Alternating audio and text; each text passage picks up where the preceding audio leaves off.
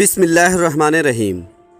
تمام دیکھنے اور سننے والے پیارے پیارے دوستوں، السلام علیکم۔ دوستوں، آج ہم حضرت سلیمان اور ملکہ بلقیس کا واقعہ بتانے والے ہیں۔ اس واقعہ کو سن کر آپ کا ایمان تازہ ہو جائے گا اور آپ کو کئی ایسی جانکاری حاصل ہوں گی جو شاید آپ کو معلوم نہیں ہوگی۔ تو آپ سے گزارش ہے کہ آپ ہمارے اس ویڈیو کو آخر تک ضرور دیکھیں۔ دوستوں، ایک بار حضرت سلیمان علیہ السلام کا دربار لگا ہوا تھا۔ سبھی انسان، جانور، پرندے اور جنات دربار میں حاضر تھے، لیکن ایک پرندہ جس کا نام ہدہد ہے وہ دربار میں موجود نہیں تھا۔ حضرت سلیمان علیہ السلام کو جب پتہ چلا کہ ہدہد دربار میں حاضر نہیں ہے تو حضرت سلیمان علیہ السلام بہت ناراض ہوئے۔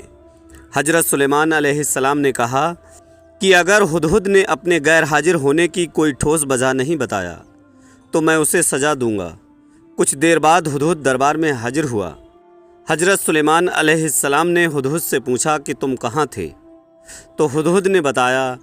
تو ہدہد نے حضرت سلیمان علیہ السلام سے کہا کہ اے اللہ کے پیارے نبی، میں نے آج ایک سلطنت دیکھی ہے جہاں ایک ملکہ حکومت کرتی ہے اور وہاں کے رہنے والے لوگ سورج اور چاند کو خدا مانتے ہیں اور اس کی عبادت کرتے ہیں۔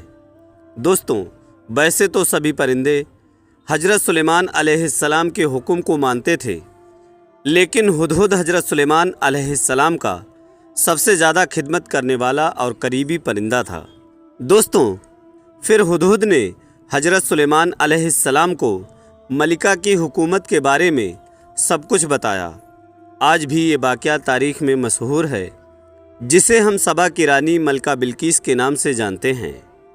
ہدہد نے بتایا کہ ملکہ بلقیس ایک بہت بڑے تخت پر بیٹھ کر اپنی حکومت چلاتی ہے اور جو کچھ ایک بادشاہ کے پاس ہونے چاہیے وہ سب کچھ اس کے پاس ہے، لیکن وہ اور اس کی قوم چاند، سورج، ستاروں کی عبادت کرتے ہیں اور اسے اپنا خدا مانتے ہیں۔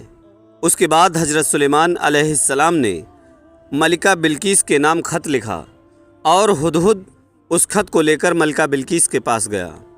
قرآن شریف میں بھی اس کا ذکر ہے کہ حضرت سلیمان علیہ السلام نے فرمایا کہ یہ خط لے کر جاؤ اور ملکہ بلقیس کے پاس اس خط کو گرا دو، تم دور ہو کر دیکھو کہ وہ کیا جواب دیتی ہے۔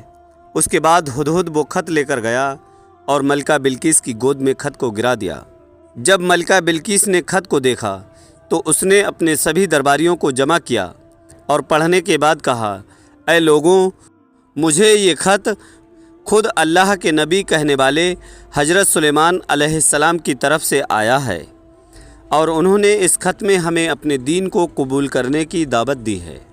خط کو سن کر ملکہ بلقیس نے اپنے درباریوں اور سرداروں سے مشورہ لیا تو وزیروں نے کہا کہ ہم تو بہت طاقتور ہیں، ہمیں حضرت سلیمان علیہ السلام سے جنگ کرنی چاہیے۔ اس وقت ملکہ بلقیس نے اپنے وزیروں اور درباریوں کو سمجھایا کہ جنگ کرنا صحیح نہیں ہے، کیونکہ جنگ میں صرف نقصان ہونے والا ہے، اس میں کسی طرح سے ہمارا فائدہ نہیں ہے۔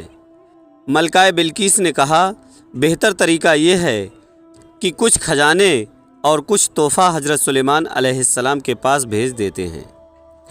اگر وہ سچ میں اللہ کے نبی ہیں تو ہمارے اس تحفے کو قبول نہیں کریں گے اور ہم لوگوں کو اپنے دین میں پھر سے داخل ہونے کے لیے کہیں گے، اور اگر وہ صرف بادشاہ ہوں گے تو ہمارے تحفے کو قبول کر کے ہم سے دوبارہ اللہ پر ایمان لانے کی بات نہیں کہیں گے۔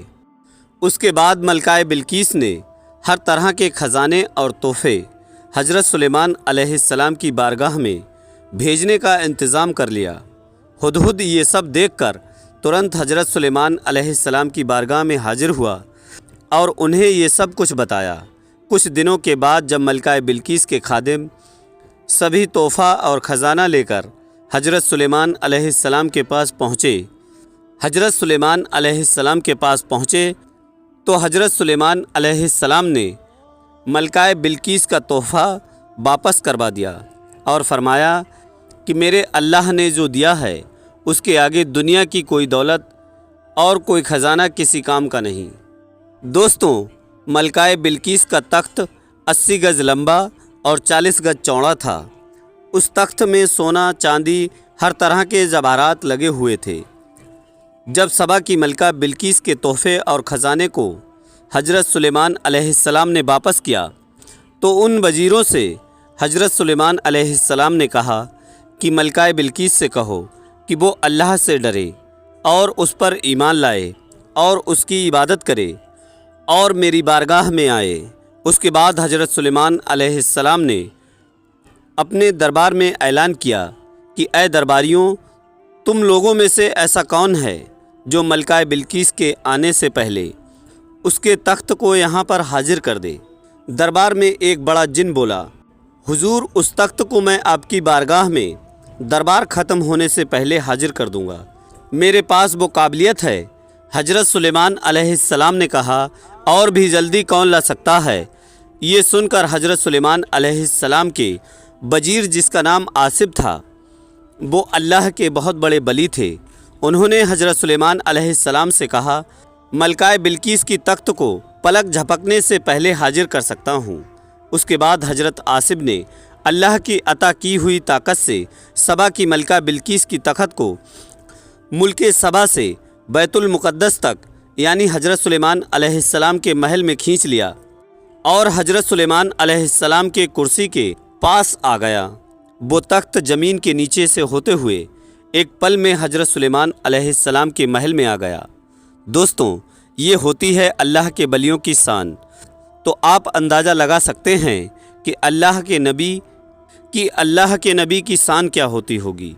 उसके बाद जब खादिमों ने वापस आकर मलका बिल्किस को सारा मामला बताया तो हज़रत सुलेमान अलैहिस्सलाम ने उन वज़ीरों से कहा था। तो मलका बिल्किस हज़रत सुलेमान अलैहिस्सलाम की दरबार में हाजिर हुई और अपने तख्त को भी वहाँ पर देखा और हज़रत सुलेमान अलैहिस्सलाम को देखकर बोली, बेशक आप अल्लाह के नबी हैं।